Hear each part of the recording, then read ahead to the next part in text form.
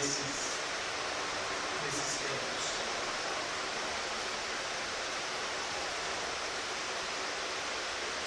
Daniel 12. Cadê o Gabriel? Faz um favor para mim.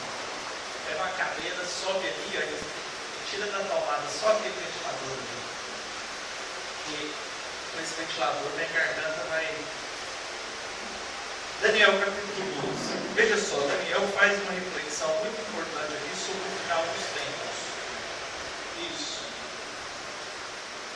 Vamos ler alguns versículos desse capítulo 12. Olha só o que diz. Daniel capítulo 12, versículo 1. Olha só. Neste tempo se levantará Miguel, o grande príncipe, o defensor dos filhos do teu povo.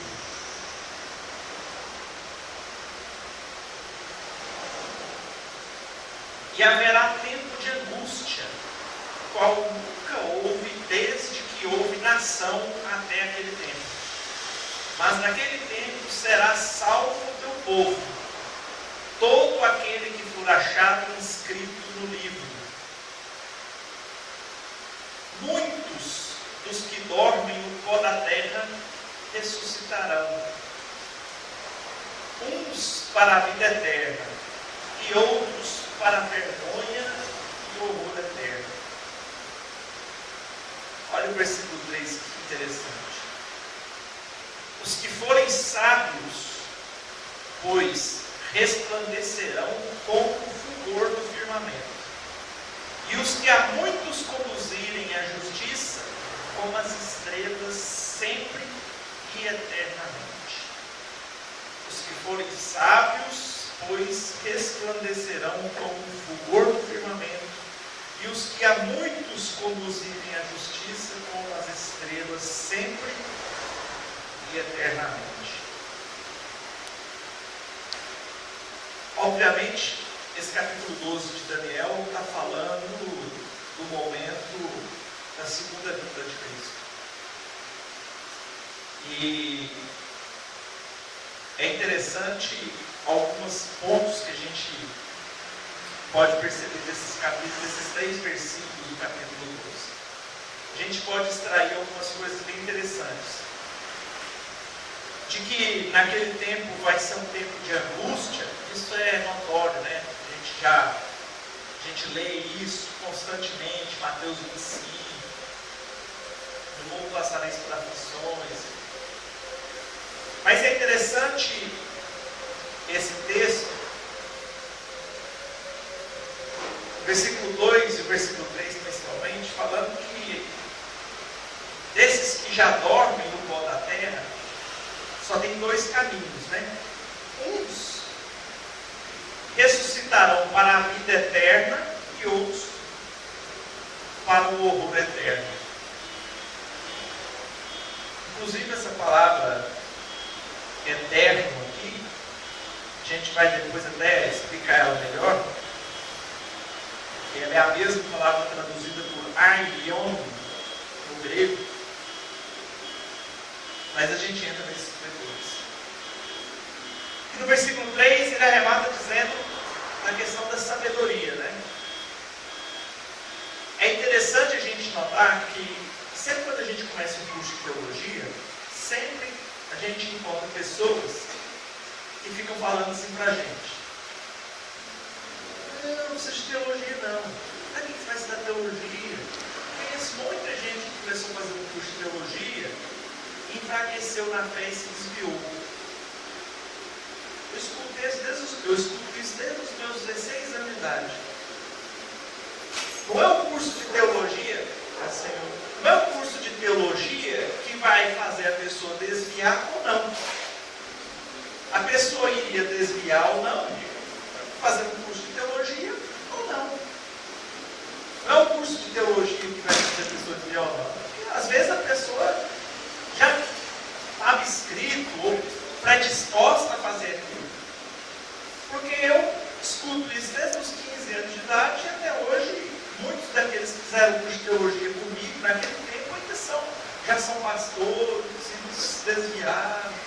Então, existe essa conexão entre fazer curso de teologia e desviar.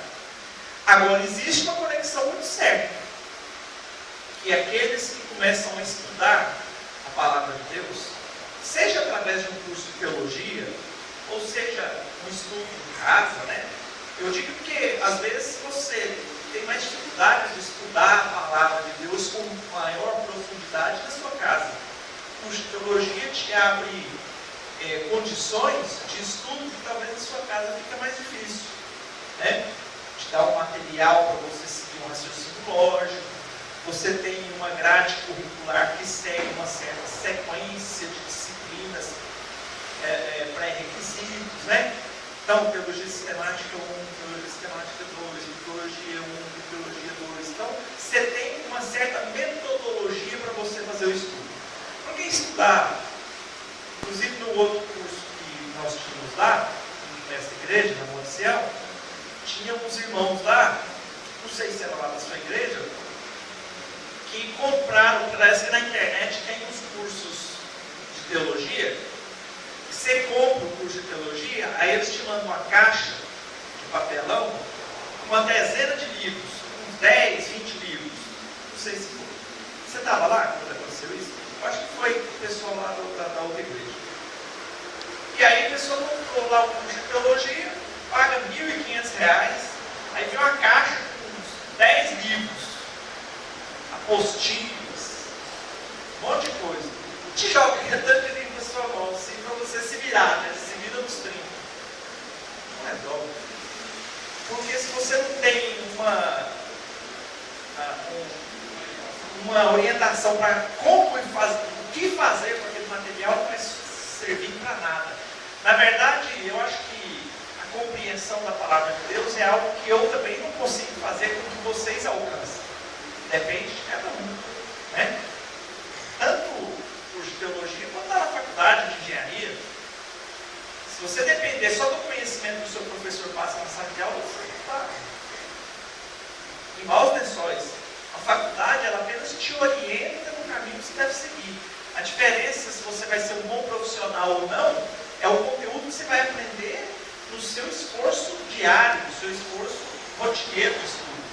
O que eu conheço da teologia hoje é muito mais proveniente daquilo que eu estudei sozinho do que aquilo que eu aprendi na faculdade. A faculdade te dá um norte, direção. A faculdade de teologia, ela serve basicamente como um tutor.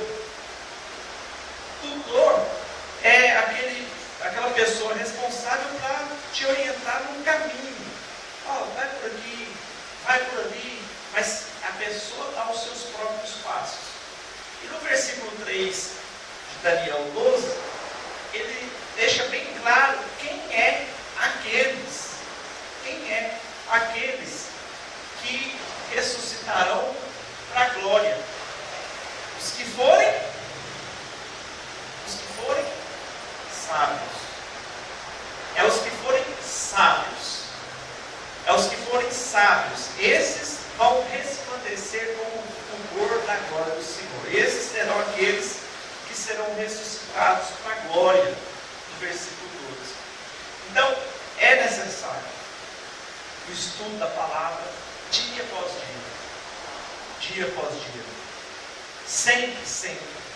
E por último, uma última orientação que eu deixo para os irmãos é nunca desistir de querer aprender. Porque quando eu acho, na videira tem muito disso, nos encontros, pega um copo pela metade, né? Aí o pastor pergunta, esse copo está meio cheio ou meio vazio, né? Gente, na busca pelo conhecimento da palavra de Deus, a gente tem que estar sempre vazio. Porque a partir do momento que você achar que conhece e que já chegou a um nível de conhecimento satisfatório, você para de buscar a palavra de Deus. E a palavra de Deus você nunca pode parar de buscar. Nunca. Você pode terminar o curso de teologia, você pode fazer um mestrado de teologia, você pode fazer um doutorado de teologia, e você sempre estará aprendendo a palavra de Deus todos os dias que você abrir a palavra de Deus em casa. Nunca chegue ao seu ponto final. final do estudo da Bíblia. Você sempre tem mais a aprender no estudo da Bíblia. Eu digo isso por quê? Porque tem uma certa tendência dos que começam no curso de teologia de estudar às vezes 6 meses, 1 ano, e pensar que já é teólogo, e aí fala assim, não, eu já não preciso mais disso. Nós estávamos assistindo na última semana aquele vídeo, né, do Dr. Rodrigo Silva. Cara, o currículo do cara não cabe aqui. Mestre de não sei das quantas, teólogo, filósofo, arqueólogo, mestre em teologia, mestre em hebraico, mestre pela Universidade Hebraica, mestre pela Universidade Israelense, arqueólogo, pós-doutorado. O cara só de pós-doutorado tem 2 pós-doutorados. Imagina, bacharelado, mestrado, doutorado, ele tem dois pós-doutorados. Então, e o cara está fazendo um 3º pós-doutorado. Nunca pensar que a gente sempre tem espaço para aprender mais. Amém? Vamos orar então para a gente começar mais essa aula de hoje. Vai ser bem tranquilo. A gente vai ter essa primeira aula tendo uma revisão. Segunda aula a gente faz a prova, terminou, está liberado. Vamos orar então. Alex.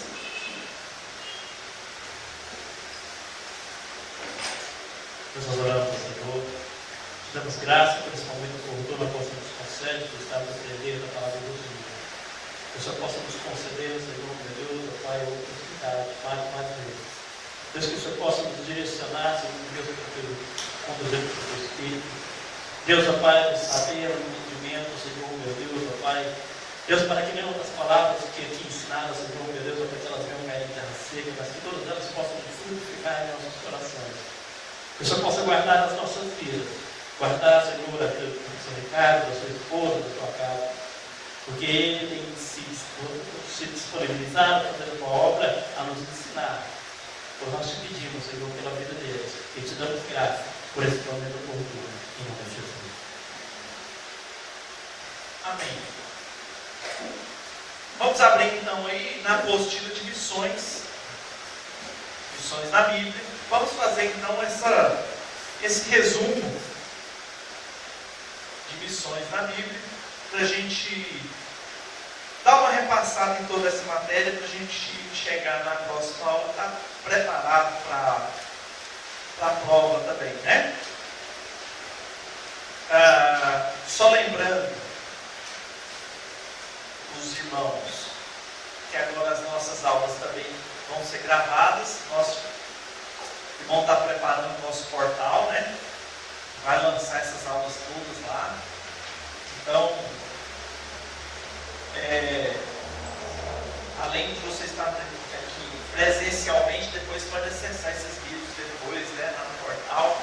Na hora que estiver prontinho, nosso irmão vai passar o material lá para a gente. As perguntas que forem feitas agora, eu vou tentar repeti-las aqui no microfone, né?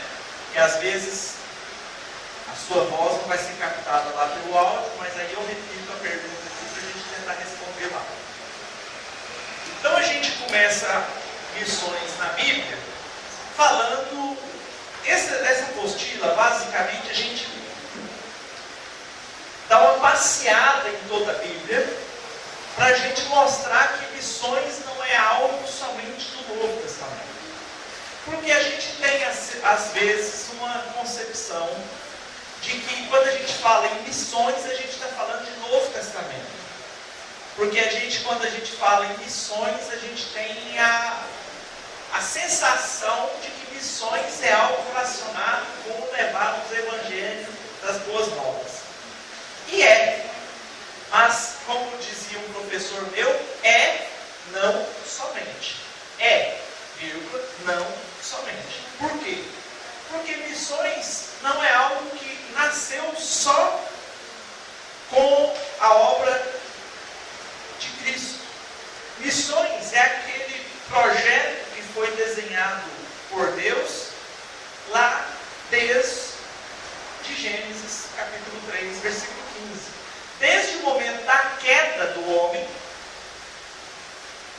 do pecado do homem, Deus então põe em prática aquilo que nós conhecemos como plano de salvação. Já ouviram falar de plano de salvação? Às vezes a gente fala plano de salvação, a gente pensa, plano de salvação. O que é plano de salvação? Plano de salvação é aquele plano, abre aí, Gênesis 3,15.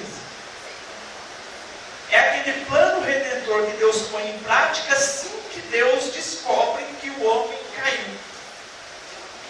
Nosso Deus tem uma incrível facilidade de retirar coisas boas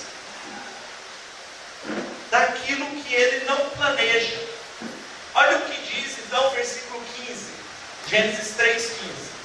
Assim que o homem peca, lembra? Deus entra no cenário. Cadê Adão? Adão estava acostumado a receber Deus na viração da tarde. O homem pecou, Deus aparece na viração da tarde. Esse texto, essa expressão, ao virar da tarde, passeava. Esse texto, essa expressão, ele quer dizer o seguinte: é como se fosse Deus aparecendo aqui na terra para ver se estava tudo ok. Era uma expressão muito utilizada pelos reis na viração do dia. Lembra quando Davi viu Betsaba tomando banho? No texto fala que Davi estava passeando pelo reino na viração do dia. É uma expressão utilizada mais ou menos o seguinte: naquela época, na época dos reis, o rei, para saber se estava tudo certo no seu reino, no final do dia, ele se vestia com uma roupa de plebeu, uma roupa de mendigo, e ia passear no reino. Então ele chegava ali num montinho de pessoas que estavam reunidas, de repente, ao redor de uma fogueira, e aí começava a conversar com o pessoal, disfarçado de mendigo. E aí, como é que tá? O que você está achando? E esse reinado, hein? E esse rei, como é que tá? Tá tudo bem e tal? Para descobrir se tinha alguma pessoa tramando contra o rei. Aí de repente falou: nossa, viu, esse rei tá ruim, rapaz, tem alguém querendo matar ele. Rapaz, mesmo? Quem é que está querendo matar ele? Fala: não, mesmo, rapaz, então ele está querendo matar ele. No outro dia, esse camarada vai ser morto, Então era essa tática. Os reis passeavam na viração da tarde, vistoriando o seu reino para ver se estava tudo ok. Então era essa mesma expressão utilizada lá em Gênesis. Deus vinha, passeava na viração da tarde para ver se estava tudo ok no seu reino. E um dia chega e procura, Adão. Ô Adão, cadê o Adão? Está escondido atrás da moita. E aí descobre que a humanidade pecou. E aí então Deus coloca em prática o plano da salvação. Porém, inimizade entre ti e a mulher, falando para a serpente, entre a tua descendência e o seu descendente. Este te ferirá a cabeça, e tu lhe ferirás o calcanhar. Então Deus aponta para a serpente e põe em prática o plano de salvação.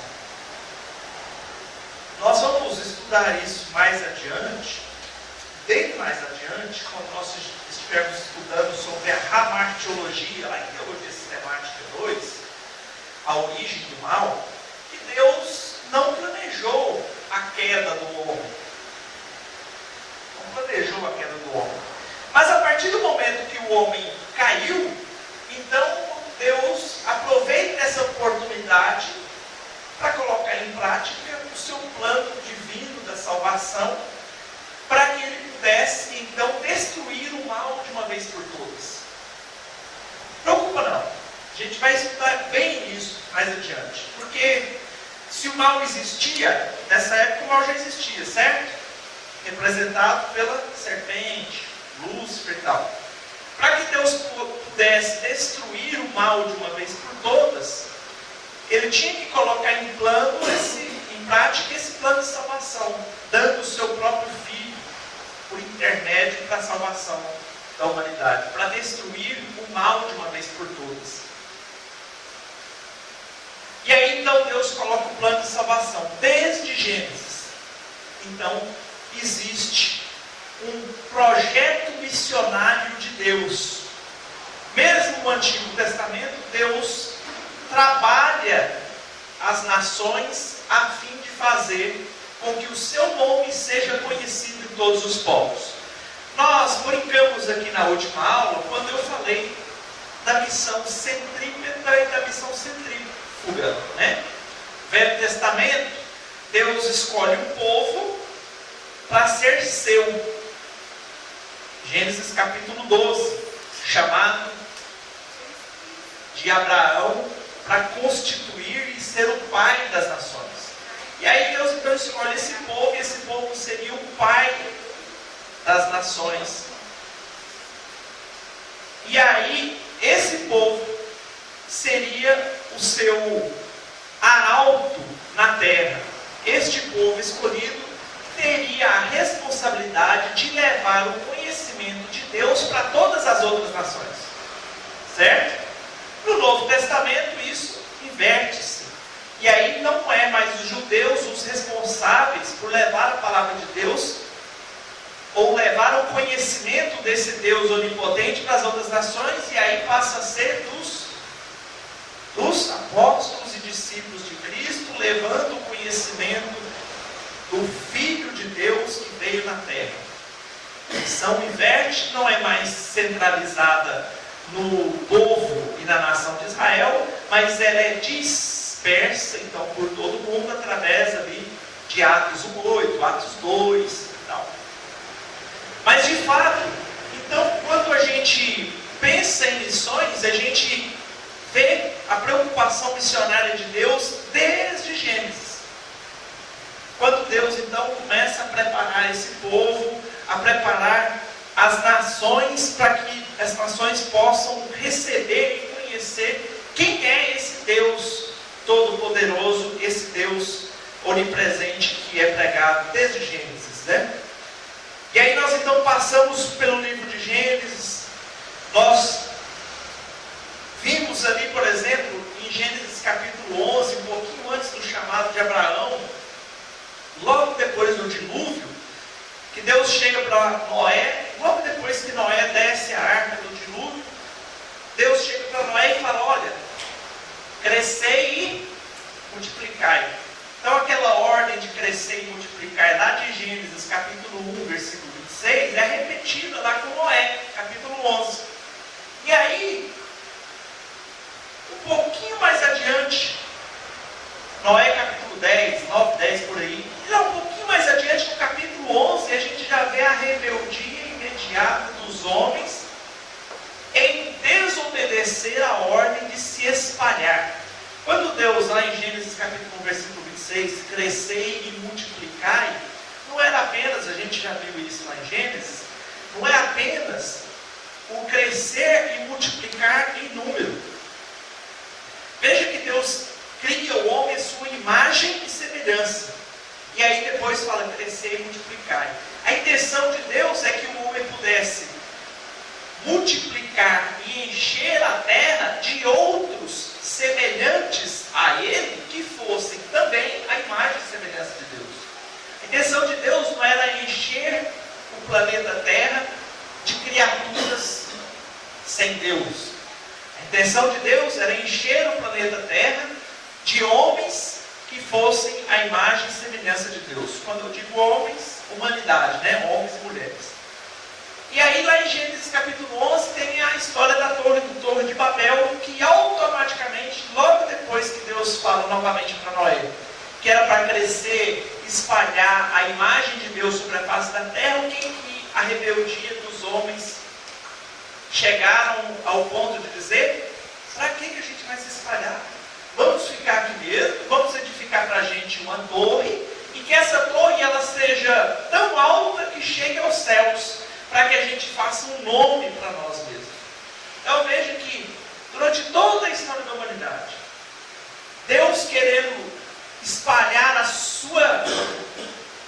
o seu gene divino, a sua genética divina, e o homem se rebelando e querendo ficar quietinho e não espalhar. O homem não querendo frutificar, afronta direta a ordem de Deus. E aí, mais adiante nós vimos no livro de Salmos, Salmos 47, Salmos 2, Deus falando para a humanidade também através dos Salmos. Lá no Salmo 2, quando é um salmo messiânico,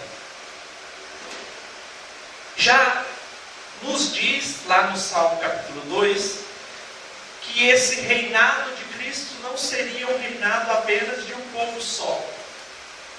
E veja só, para a gente hoje, da contemporaneidade, compreender aquilo que passou há 2, 3, 4 mil anos atrás, fica mais fácil. Você pegar a Bíblia, ler história. Mas você imagina naquele tempo.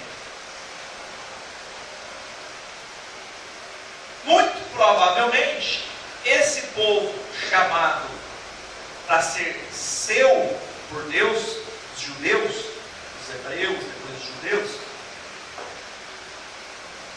poderiam muito facilmente começar a pensar que eles eram melhor que os outros. A gente é melhor que os outros. Poderiam começar muito facilmente a ter um pensamento de soberba, de arrogância. Nós somos o povo escolhido de Deus. Mas desde então, Deus tem se preocupado em mostrar para os próprios hebreus e judeus que a vontade de Deus, assim como nos diz a Bíblia, não é para que apenas poucos se salvem, mas a vontade de Deus é que muitos se salvem, muitos alcancem a salvação. Tanto é que quando ele chama Abraão, ele fala que ele seria pai de quantas nações? Uma nação? De muitas nações. E aí, o Salmo 2 também fala desse reinado mundial de Cristo. O reino de Deus tem como rei o Senhor Jesus Cristo. E esse reino se estenderá por toda a terra. Abacuque, capítulo 2, versículo 4, também nos diz isso. No verso 8 do capítulo 2 de Salmos, Deus está desafiando o filho a estender a territorialidade da sua herança. Vamos abrir lá em Salmo capítulo 2.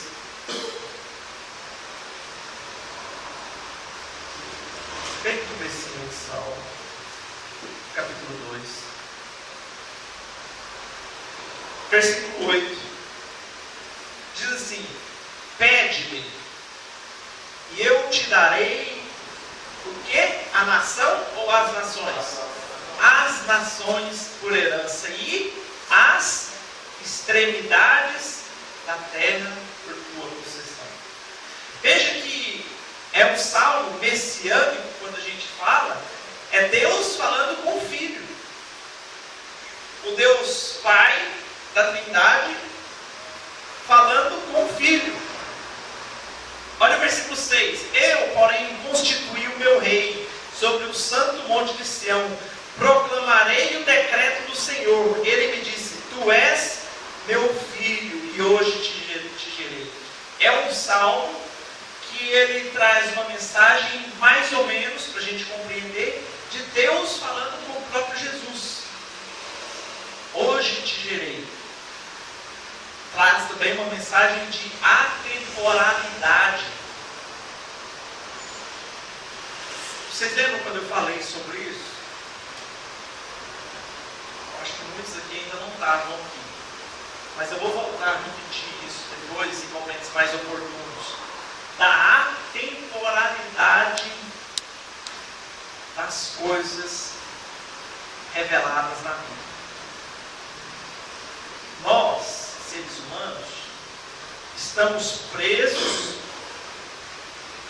pelo cronos, pelo tic-tac do relógio. Então a gente nasce, cresce,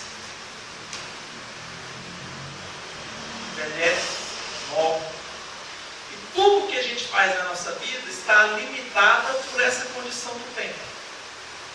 Mas eu falei um dia aqui para vocês, eu não lembro, eu estava falando em algum assunto, não lembro se era lá em Gênesis, da criação do universo, que a mensagem da Bíblia é atemporal em algumas ocasiões.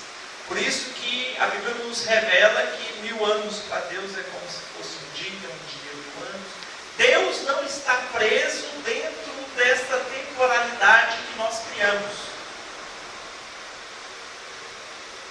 Essa temporalidade, esse tempo, cronos, tic-tac do relógio que a gente é preso e escravo dele, é algo criado por nós.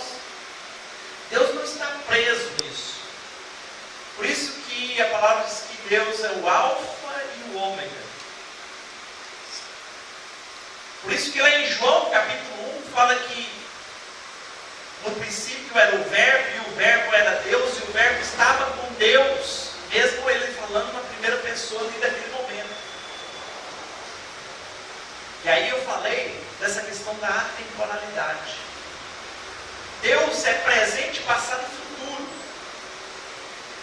O Deus que, talvez isso seja complicado para vocês entenderem agora, mas com o passar do tempo vai ficando claro isso. Para a gente, quando a gente se refere a Gênesis, ao que aconteceu lá em Gênesis, para nós é passado.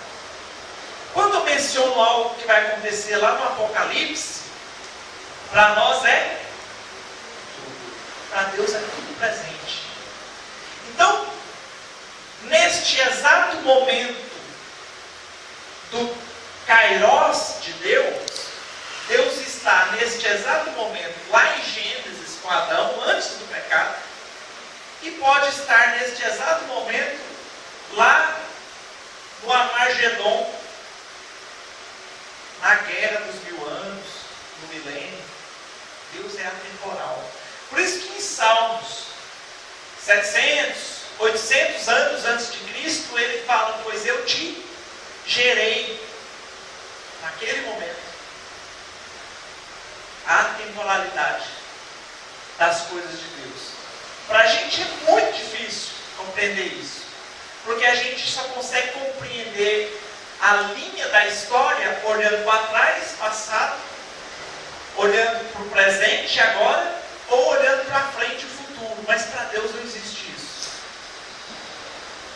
E aí, nesse exato momento, lá de Salmos, Deus gerando o Filho, e não quero que vocês confundam esse pois eu te gerei com uma teoria de que Cristo é uma divindade menor na Trindade porque teria sido gerado por Deus, chamada de teoria do subordinacionismo.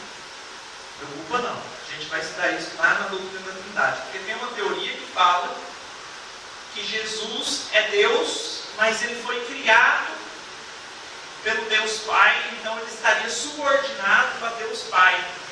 E como subordinado a Deus Pai, ele não teria total autonomia. A gente vai estudar isso na Trindade.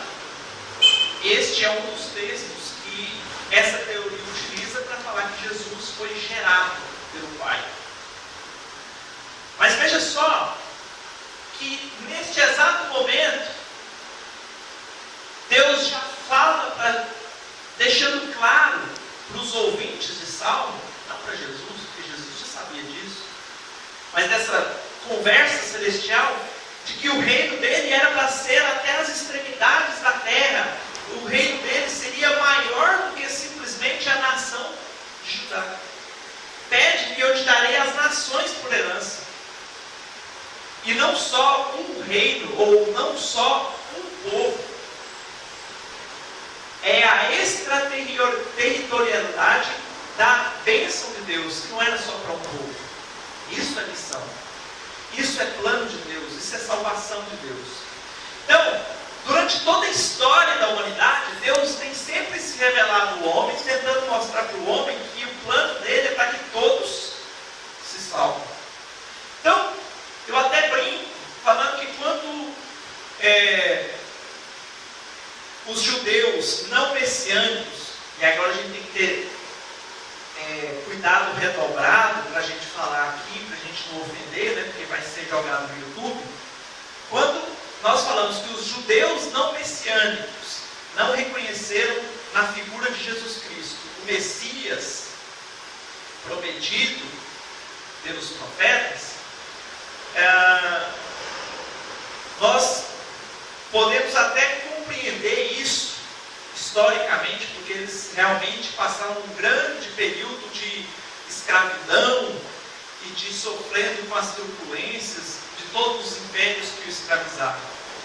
Mas hoje, eu estava até comentando isso na última aula, que hoje, tanto nós, cristãos, quanto cristãos ou judeus cristãos, ou judeus messiânicos, quanto os judeus não messiânicos, os judeus ortodoxos, estamos esperando o mesmo Messias. Vocês já pararam para pensar nisso? Quem é que nós estamos esperando? Os cristãos. O Jesus, o Messias. E nós estamos esperando Ele de qual forma? Como que Ele vai vir? Na glória, não é? Para julgar as nações. E os judeus não messiânicos, quem que eles estão esperando? O Messias. E qual a forma que eles estão esperando? Esse Messias que vai vir em glória para julgar as nações. Percebe que passou-se o tempo, Jesus veio na terra, mas tem dois povos aqui esperando o mesmo Messias. Nesse sentido, somos completamente irmãos e estamos de mãos dadas com os judeus. Estamos esperando o mesmo Messias. Só que para a gente será a nossa segunda vinda. E para eles a primeira. Mas é o mesmo. É o mesmo Messias. Estamos esperando o mesmo Salvador. Perceberam isso? E aí então, nos Salmos, a própria dialética ali nos remete a essa extensão. Por isso que quando ele vem, ele diz, eu falo Jesus, eu vim para os meus, mas os meus me rejeitaram. E aí então ele abre essa oportunidade para os gentios. Ampliou, cumpriu a promessa de Salmos 2:8. Ampliou a territorialidade da sua bênção, que era só para um povo, foi para todos. Ele veio para uma nação, para um território, para um povo. Estes não o reconheceram como Messias, então ele abre a oportunidade para os demais. Cumpriu. É como se Jesus estivesse dando um ok para o Deus Pai, em Salmo 2:8. Pede-me e eu te darei as nações por herança e as extremidades da terra por tua possessão. E aí Jesus falou assim, estou pedindo.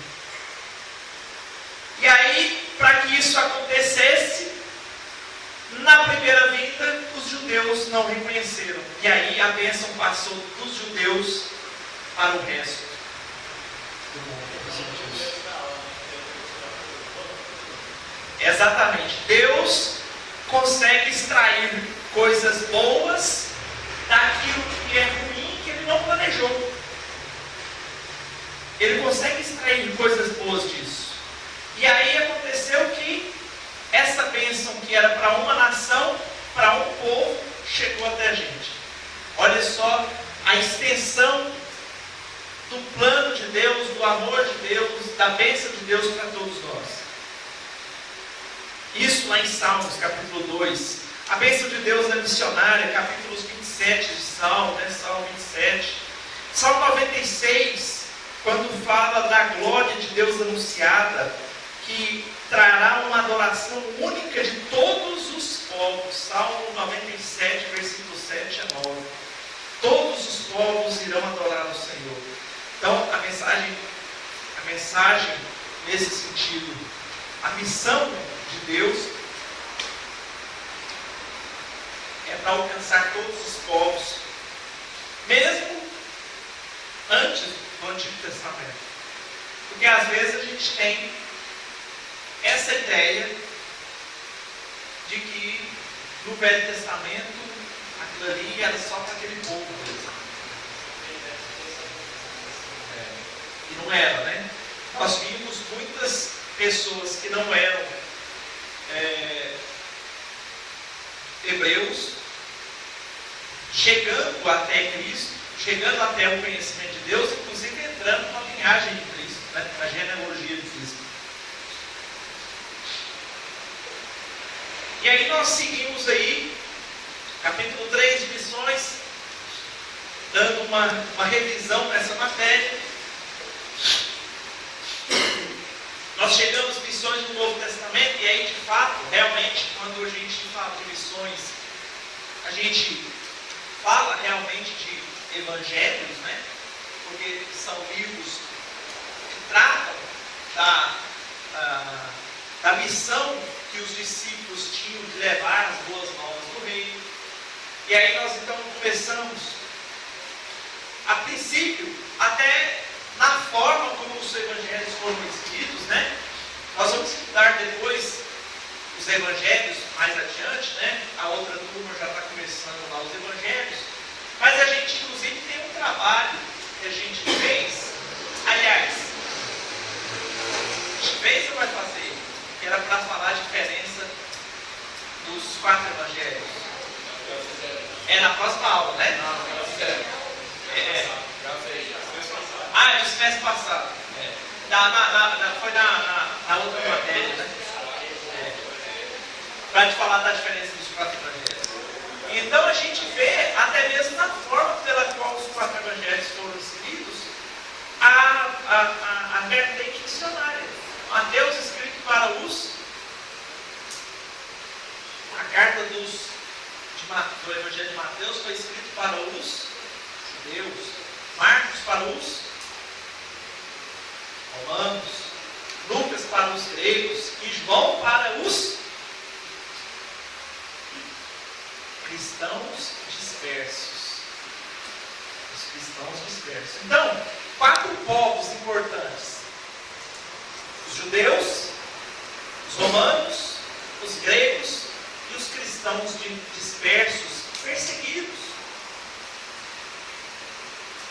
Mateus colocando ênfase naquilo que era importante os judeus reconhecerem, que era reconhecer Jesus como Messias. Marcos enfatizando que o Messias veio para libertar os cativos e oprimidos, porque ele estava direcionando um povo que já estava sofrido com a escravidão. Lucas trazendo a imagem e a mensagem de que este Deus que nós falamos ser o Cristo, o Filho de Deus, é um Deus pessoal, não é aquele Deus distante que os gregos falavam. Porque os gregos diziam que Deus, ou no caso deles, Zeus, não poderia ter contato e se relacionar com os seres humanos, porque Deus, ou no caso deles, Zeus, por ser perfeito, não tinha nenhum tipo de contato ou de relacionamento com homens mortais e pecadores. E aí Lucas vem falando justamente o contrário. Não. O Deus que a gente está pregando é um Deus que ele é Deus. Possui todas as características da sua deidade. Mas mesmo assim, ele é um Deus próximo. É um Deus que se aproxima da sua criatura. É um Deus que, assim como ele nos apresenta na parábola do filho pródigo, é um Deus que, mesmo que os homens ou os filhos, nesse caso representados, voltem-se contra o seu Deus ou contra o seu Pai, mesmo assim ele estará sempre esperando de braços abertos. Está vendo por que a parábola do filho pródigo está só lá em Lucas? Lucas querendo mostrar para os gregos que o Deus que a gente prega é um Deus próximo, é um Deus de relacionamento. Aí João apresenta o mais diferentão de todos os evangelhos, né? Os 3 primeiros são chamados sinóticos, ou semelhantes, e João, o mais diferentão dos 4 primeiros livros, né? Dos 4 evangelhos, apresentando Deus para aqueles cristãos que estavam sendo perseguidos.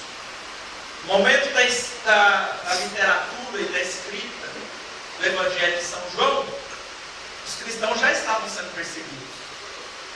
A perseguição começou muito pouco tempo depois da morte de Cristo. Já estavam sofrendo perseguição. E aí então, você perceba que a mensagem do Evangelho de João é uma mensagem amorosa. É uma mensagem que traz um calor, um aconchego. É uma mensagem, olha só para você ver que nada que está escrito na Bíblia é por acaso.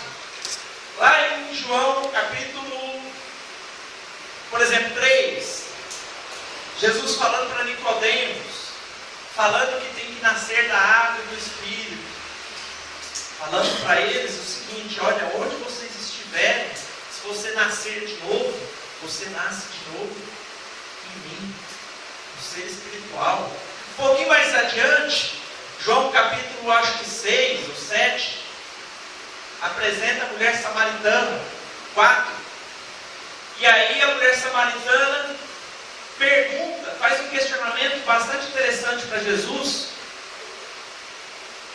Olha, e essa mulher samaritana tinha todas as razões para fazer essa pergunta para Jesus, porque os samaritanos, há pouco tempo antes, nós estamos falando do ano 29 depois de Cristo, quando Jesus tinha essa conversa com a mulher samaritana, e no ano 135,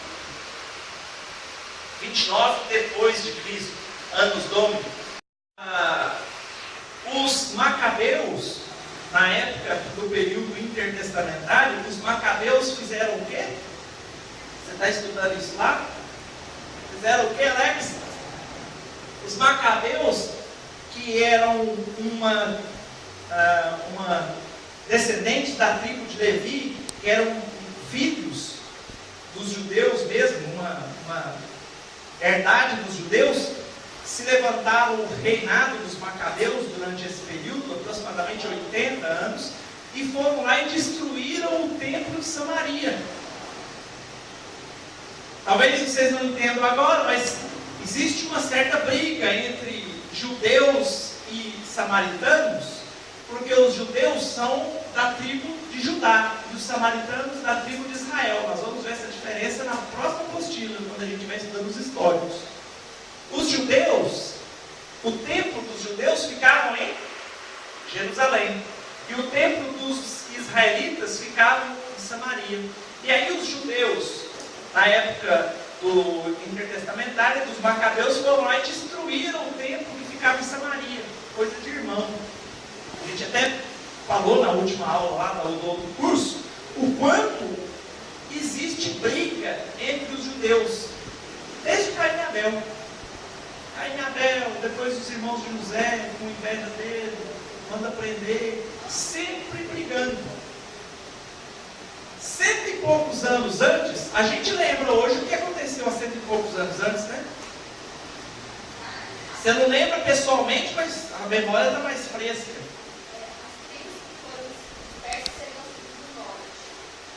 Tribos do norte eram aquelas consideradas a de Israel. E a tribo do sul, depois de Salomão, gerou o filho de Salomão. Assim que Salomão morre, divide as tribos. Aí passa a se tornar 2 tribos, tribos do norte e tribo do sul. Sul, composta por 2 tribos, 2 famílias, Benjamim e Judá, e as outras 10 do norte. Não, do norte seria os samaritanos. Exatamente. A tribo de Israel. São samaritanos. Samaritanos e judeus são irmãos. São irmãos. E que é a Palestina? A tribo hoje da Palestina seria os mesmos irmãos? Não. Aí misturou. Aí misturou porque hoje a Palestina atual, ela comporta aquilo que a gente chama de religiões monoteístas. Então ali na Palestina atual, e as religiões monoteístas, todas as religiões monoteístas da Palestina têm o mesmo pai, Abraão. E aí então ali está misturado ali os filhos de Ismael, os descendentes de Ismael, que viraram os muçulmanos.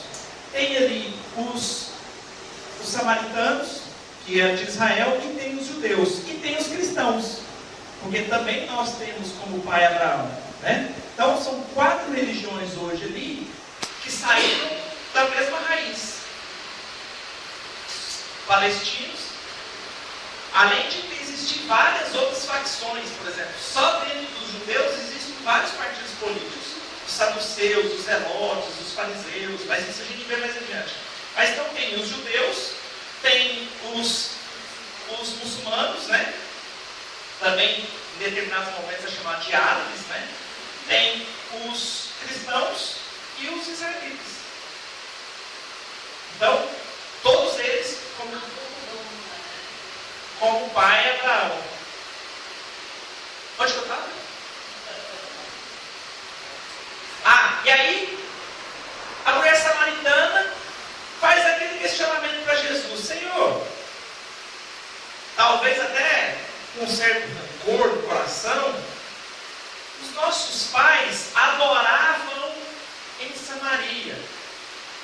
Olha o que ela falou: adoravam. Mais ou menos ela quis dizer assim, adoravam, né? Porque os seus foi lá e destruiu os nossos templos, né? Tem gente que a gente adorava mais, né? Porque o seu povo foi lá e destruiu o nosso templo. Os nossos pais adoravam em Samaria, mas os seus adoram em Jerusalém. Onde que a gente tem que adorar?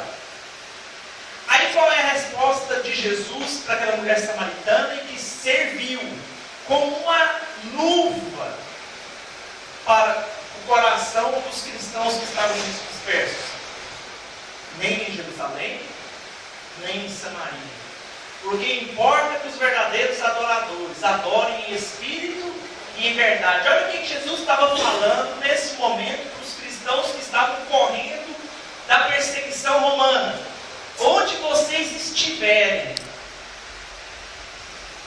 se forem adoradores de verdade, em espírito e em verdade, eu aí estarei com vocês. Olha, tanto que essa mensagem iria acalentar o coração desses cristãos. Eles estavam sendo perseguidos ali por Calígula, por Pilatos, por Nero. Cristãos sendo mortos às pilhas ali no Coliseu. Falou que era cristão, era levado para o Sinédrio e ali, se não negasse a Cristo, levava imediatamente para a morte. E aí eles ficaram desolados, porque e aqueles cristãos daquele primeiro século eram, na sua maioria, cristãos judeus. Eram judeus que reconheceram Cristo como Messias. E eles tinham ainda muito apego ao lugar da adoração. Durante toda a história do povo judeu, eles sempre tiveram um lugar para adorar. Não é? Lá no tabernáculo de Moisés, depois o templo de Salomão.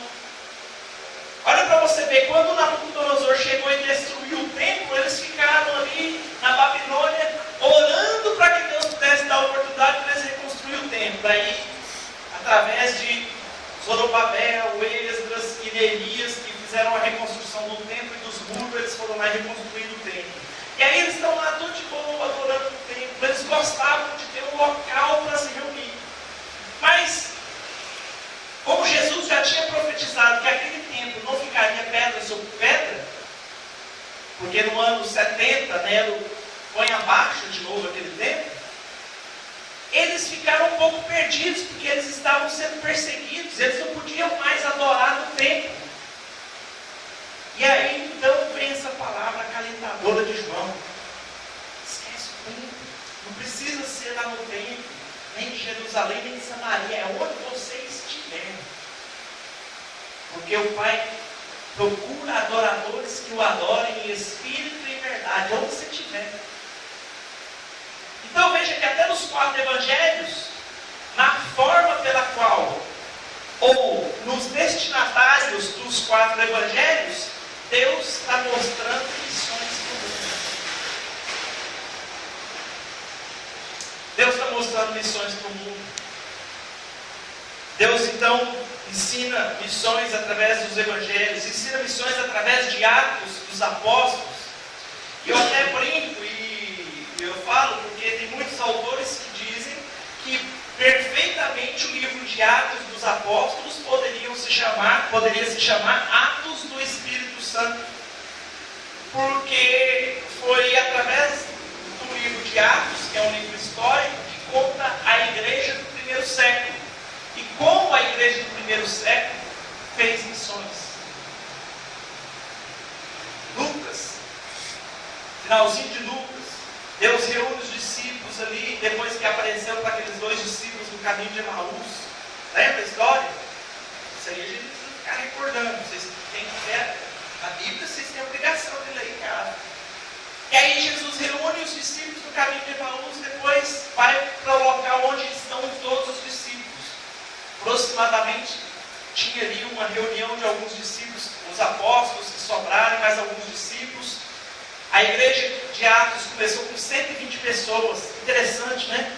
Quando Jesus estava distribuindo o McFish, lá no Monte das Oliveiras, Mateus 5, era uma multidão. Não era? A Bíblia não fala que era uma multidão. Quando Jesus estava ali, de repente, quando a mulher que tinha fluxo de sangue foi tocada, dizia que a multidão era tão grande que incomodava. Multidão seguia Jesus. E aí quando Jesus morre, sobrou só 120. Se a gente fizesse essa conta para saber quem é que vai para o céu, hein? Tinha uma multidão para 120. Tinha quantos aproximadamente lá no Monte das Oliveiras? Você imagina? Faz as contas aí, divide 120 por 5 mil para a gente ver a percentual. Você que é engenheiro, divide, acha o percentual, acha o delta percentual aí para mim. Não, é só dividir 120 por 5 mil, que aí você vai ver o percentual para a gente ver mais ou menos. Já pensou se a gente utiliza esse percentual hoje? De quantas pessoas iriam crescer? 0,024? 2%, hein? Aí você imagina, você está na sua igreja que tem 100 pessoas. Só 2 vai subir. Aí você olha para o lado, olha para o outro. Olha, e aí? Será que vai ser aí? Sempre que Jesus foi falado sobre essa chamada quem sobe, quem desce, quem fica, sempre ele dá a aparecer de cima do céu. 10 vão, 5 vão, 5 ficam, 1 vai, 1 fica. Não, tem muitas passagens que falam de 10%, né? Lembra dos leprosos? Eram quantos? Então já pensou se a gente utilizar essa matemática aí para saber quem é que vai para o céu, hein? Aí você começa a fazer as contas quantas pessoas tem na sua igreja.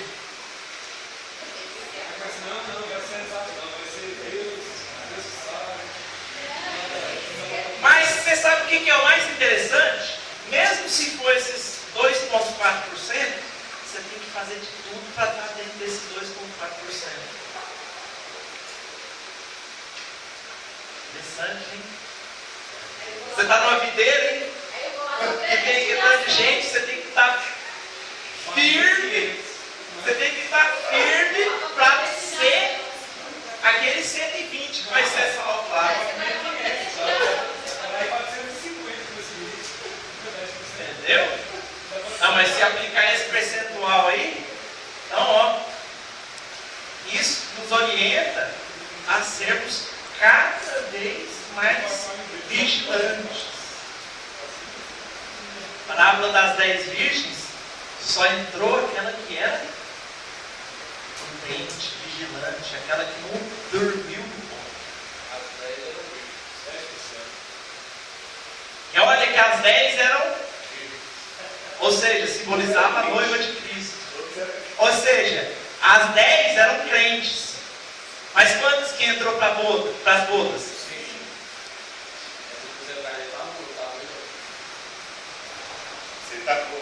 Entendeu?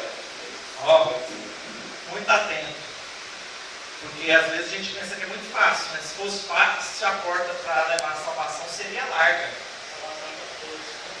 Mas a porta que leva para a salvação é a estreita. Já viu tanto que é difícil passar numa porta duas pessoas ao mesmo tempo? A porta da igreja é larga, ó, entra um tantão. Mas a porta que vai conduzir para o céu é bem estreitinha. Significa que nem todo mundo que está na igreja vai. Ó. Então, muita diligência nisso. E aí, onde que eu estava? Isso é bom para quando você pensa muito fofoca. Você está fazendo uma fofoca lá do seu não, mas nem todo mundo vai ser. Atos. E aí, veja só, os atos dos apóstolos, Atos, aí Jesus chama o pessoal e fala assim, ó, vai para Jerusalém até que lá recebam o poder. Aí eles foram para Jerusalém, ficaram lá, Atos 2, e de repente, quando estavam todos reunidos ali, Atos 2, versículo 1, e de repente veio um som, como o de um vento impetuoso, e encheu toda a casa onde eles estavam. E aí esse poder é que deu condições para que esses discípulos que sobraram, 120, o cristianismo hoje, essa potência, começou com 120 pessoas. Eles, nesse momento que receberam o poder, então eles começaram a fazer missões. Então, a gente vê missões através de Atos dos Apóstolos. Principalmente porque Atos é um livro missionário. A gente vê missões através das epístolas. Por que chama epístola? O que é epístola? Epístola é uma? Fala mais não. Fala para o pessoal do YouTube lá. Uma carta. Epístola é uma carta. Então, quando a gente fala, nós temos as epístolas paulinas e as epístolas gerais. Então, são cartas com relatórios missionários. Então, as epístolas paulinas são cartas que Paulo está escrevendo para aquelas igrejas destinatárias, relatando algumas coisas da obra missionária. Relatando quando escreve para os romanos sobre a dificuldade de servir a Deus em Roma. Olha só para vocês verem. Abra a Bíblia em Romanos, capítulo 1.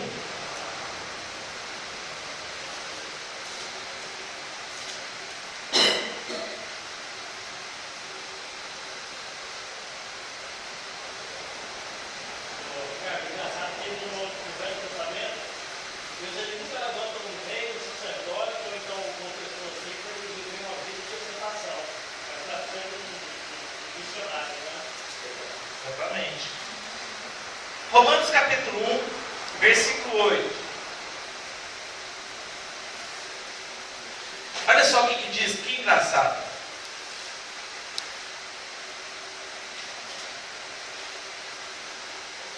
O capítulo 1 de Romanos é muito interessante, mas olha o versículo 8.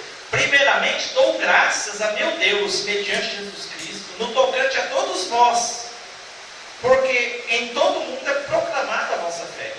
Olha o versículo 7. A todos os amados de Deus que estáis em Roma, para serdes santos aí em Roma.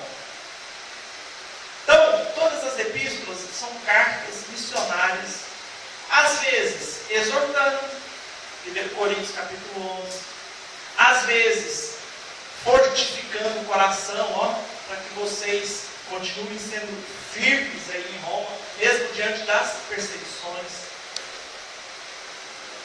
Às vezes, trazendo orientações para os líderes, Timóteo, quando traz orientação para os presbíteros. Então, são cartas missionárias. As 7 cartas do Apocalipse, que você revelou a Paulo, era toda a igreja da terra, né? As cartas das 7 igrejas. Olha, 7 igrejas existiam. Mas a interpretação das 7 cartas de Apocalipse, ela é mais condizente com as épocas que nós temos depois daquele período.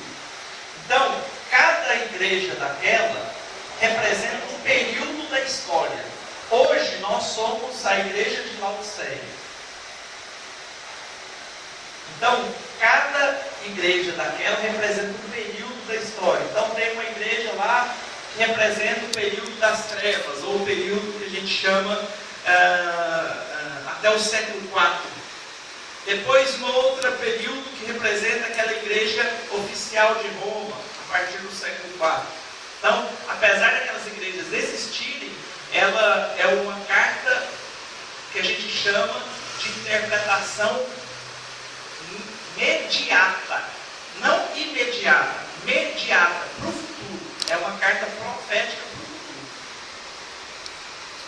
Então, veja só, aprendemos então, inclusive, aprendendo no Novo Testamento, missões é o trabalho que é para ser trazido, não é?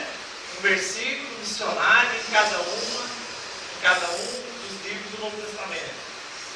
Aí nós aprendemos também a natureza missionária da igreja, que ela provém de Deus, a natureza missionária da igreja que provém de Jesus, que provém do Espírito Santo.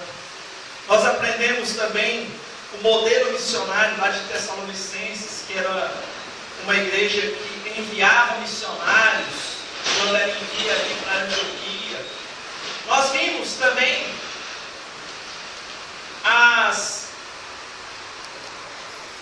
os recursos do céu e os recursos da terra que foram dados por Deus para que missões fossem feitas na terra, né? Os recursos do céu, a gente viu a autoridade, né? Lembra? Quando Jesus pega, reúne os discípulos e fala: toda a autoridade me foi dada no céu e na terra. E aí depois ele diz assim: essa autoridade nos dou. E aí ele reúne os discípulos da em Marcos 16 e fala: em meu nome pegarão serpentes, expulsarão demônios. Olha lá, Marcos 16, 17. Isso provém da autoridade que Cristo nos deu.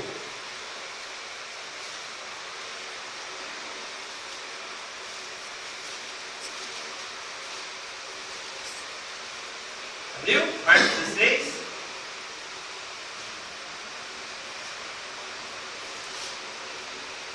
A partir do versículo 15. E disse-lhes: ide por todo o mundo e pregai o evangelho a toda criatura. Quem crer e for batizado será salvo. Quem porém não crer será condenado.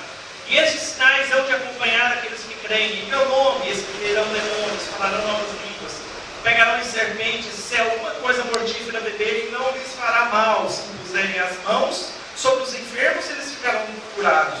De fato, o Senhor Jesus, depois de lhes ter falado isso, foi recebido nos céus. Veja só, então Jesus recebe autoridade na terra, repassa essa autoridade para os seus discípulos. E aí ele ainda fala: eu vou, mas importa que eu vá, para que eu indo, eu possa enviar-lhes o Espírito Santo. E aí por isso que ele manda os discípulos esperarem lá em Jerusalém até receberem o Espírito Santo. Então veja só que, e aí, segundo recurso do céu, nós vimos que foi o derramar do Espírito Santo, ou seja, o poder. É o Espírito Santo que é o dínamo das missões na igreja. É ele que impulsiona, porque o Espírito Santo é quem convence o mundo do juízo, da justiça, do juízo e do pecado. Então, é ele quem convence. E nós vamos falando de Cristo, e nós vamos falando das boas novas. E o Espírito Santo vai trabalhando e usando essas palavras. Segundo recurso do céu, que é o Espírito Santo. E vimos também o terceiro recurso do céu, que é os anjos que foram enviados para nos ajudar, né? Os anjos do Senhor acampam ao redor daqueles que o temem, né? Então, em diversos momentos, nós vimos Deus enviando anjos, criaturas celestiais, para auxiliar os homens aqui na terra. Gente, está corrido. Mas é que eu estou fazendo um resumo, né? Foram umas 5 ou 6 aulas, eu estou resumindo 5, 6 aulas numa aula minha só. Então, está corrido mesmo, só para vocês relembrarem que semana que vem tem prova disso. Então, por isso que está corrido sim. E aí, então, nos diversos momentos a gente vê criaturas celestiais, seres celestiais, iluminados, vindo para ajudar e auxiliar os anjos do Senhor, os santos do Senhor aqui na terra, né? Aí temos recursos da terra, que é a igreja, que consegue congregar as pessoas, recursos financeiros, porque para enviar os missionários eu preciso de dinheiro, infelizmente, né? Poderia a gente enviar só no sopro do Espírito, mas missionário tem que comer arroz, feijão, né? Atos capítulo, salvo engano, 3 ou 4, diz que os cristãos do primeiro século, eles vendiam todos os seus bens e entregavam nos pés dos apóstolos, para que esses apóstolos pudessem administrar os recursos financeiros e enviar os missionários. Infelizmente, a gente precisa de dinheiro. O problema é quando a busca pelo dinheiro passa a ser o foco principal da igreja. Aí não. Aí você perdeu o objetivo. O objetivo é levar o Evangelho para as pessoas. Quando eu uso esse artifício de levar o Evangelho somente para eu ganhar dinheiro, aí eu inverti a situação. O objetivo do Evangelho, o objetivo das missões é levar o Evangelho a Cristo. Né? É claro, para levar o Evangelho precisa de dinheiro. Né? Você não manda um missionário lá para Haiti e fala assim, vai com Deus. Vai com Deus. Aí o missionário fala, não, tá bom, Deus vai comigo, mas com o que eu vou? Vou chegar lá no guichê do aeroporto lá e falar assim, minha filha, em nome de Jesus, me dá uma passagem. E Jesus que te paga. Eu fiz isso. É? E deu certo? Não, a gente estava no banco de dados falando com Deus, aí ele falou assim, olha, não tem dinheiro aqui, só o que acontece. Aí falou, Deus, pedágio. Aí eu estava abençoado com Deus. Falei, vai dar tudo certo, Deus está no controle. Eu falei, desse jeito. Chegou lá, não tinha nada. Aí formou uma fila perto da gente, sabe? Aí eu falei assim, eu vou passar a carta. Não, você tem que voltar para nada, você pega o dinheiro. Aí a mulher saiu para falar para os outros caras tirados, ele estava por trás. Aí o cara foi para nós, e embora. Aí, na verdade, não é recurso financeiro, é Deus enviando um anjo dele para te ajudar. Você estava lá até hoje.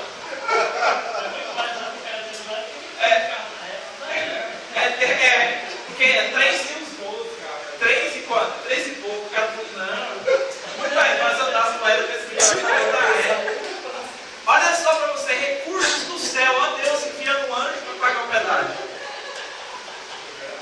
Ricardo, mas hoje a igreja fala isso, depois das missões, lá vários funcionários da aula que vai falar, as igrejas falam isso, a igreja envia os missionários, Vai com Deus. chega lá, vai com Deus, chega lá, não dá nem uma hora mais, ele tem que se virar lá para comer, para fazer a igreja, para fazer o trabalho, ele tem que se virar, então, a igreja não arca com os missionários. É verdade. E aí as igrejas com missões não é o objetivo da igreja, é apenas um departamento, aí faz um culto por ano, né? Culto de missões.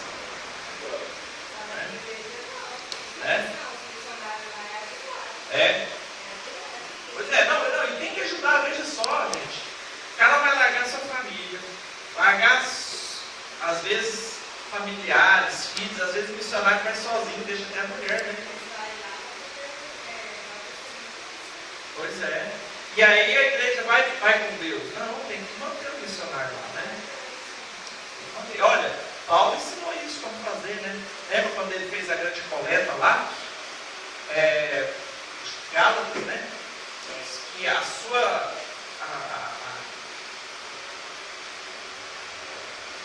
a oferta de vocês chegou a ser ouvida em outras igrejas, a benevolência de vocês na doação, no dar. Tem que manter. Paulo ainda fala, não Ata-se a boca do boi que debulha o milho, ou seja, o trabalhador é digno do seu salário. O funcionário tem que ir, mas tem que ir com condições, ir para passar como organizado. Né? Porque senão você desestimula, né? Fica maravilha. Então é isso, pessoal. Próxima aula, prova dessa matéria. Tá? A gente vai ter um intervalozinho agora, toma um cafezinho, e aí depois do intervalo a gente tem a prova de